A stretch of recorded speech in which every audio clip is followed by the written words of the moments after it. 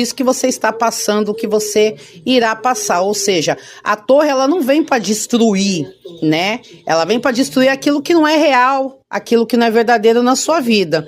Mas o alicerce está firme e através da destruição após a queda, você vai se reconstruir, você vai se reerguer, você vai se renovar, né?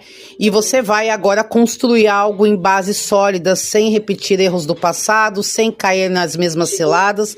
Ou seja, a torre não é de todo mal. Ela não vem dizer que vai destruir, você vai ficar triste, cair em depressão. Não, ela está dizendo que você vai se levantar e você vai se reinventar. Mas para isso, você, na questão da imperatriz, tem que se valorizar, tem que se colocar em primeiro lugar, tem que fazer boas opções. A gente se diminui muito para caber no mundo dos outros, a gente faz coisas que não devemos fazer pela dependência emocional, mas se a gente não se pôr em primeiro lugar, ninguém vai.